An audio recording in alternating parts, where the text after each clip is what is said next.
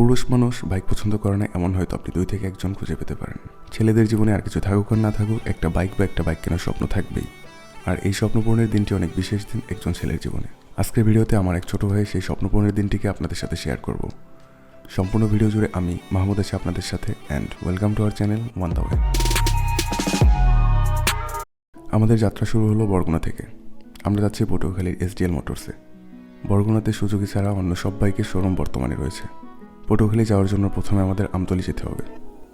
বরগুনায় যতগুলো রাস্তা আছে তার মধ্যে এই রাস্তাটি সবথেকে সুন্দর। দুই পাশে সবুজের সমারোহ আর তার মাঝে এই রাস্তা। ট্রলারের ছুটে চলা দেখেই বুঝতে পারছেন যে আমরা এখন রাস্তা ছেড়ে নদীতে চলে এসেছি।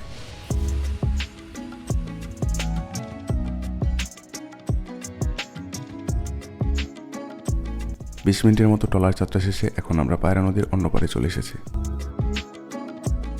নদী পার হয়ে এখন আমরা আমতলী হয়ে পটুয়াখালীর পথে।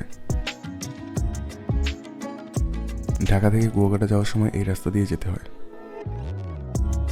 আজকের আকাশটা একটু বেশি সুন্দর।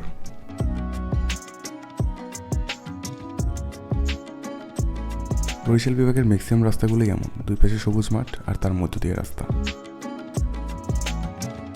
এই রাস্তায় গাড়ির চাপ স্বাভাবিকের তুলনায় আজ একটু কম।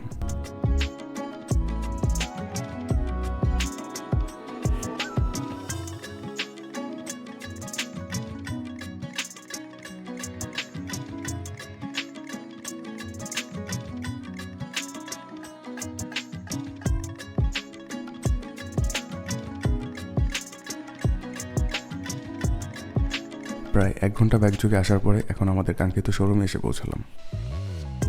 SDL মোটরসে বরিশাল এবং পটুয়াখালীতে 2টি শোরুম রয়েছে। এই হচ্ছে শোরুমের ভিতর অবস্থা। সুজুকির প্রায় সব ধরনের বাইকই তাদের শোরুমে অ্যাভেলেবেল আছে। এই হচ্ছে আমাদের কাঙ্ক্ষিত bike, Suzuki Gixxer carburettor version.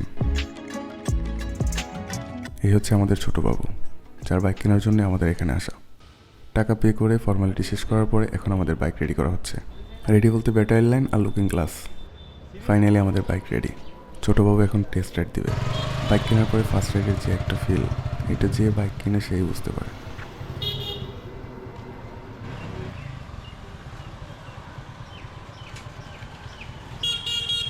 ছোটোবাবুর licence না থাকা এখন আমাকে রাইড করতে হবে।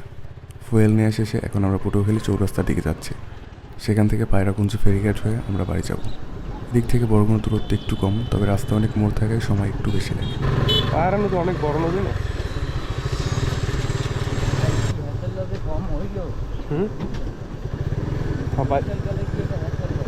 হ্যাঁ, তাই ঝামেলা না, খুব বড় ঝামেলা। আমরা এখন আবার পায়রা নদীতে। নদী পার হয়ে আমাদের আরও 35 কিলোমিটার রাইড করতে হবে। আমাদের এই নতুন রাইডের জন্য সবাই দোয়া করবেন। আজকের ভিডিও এখানেই শেষ করছি। সবাই ভালো থাকবেন, সুস্থ থাকবেন। আল্লাহ হাফেজ, আসসালামু আলাইকুম।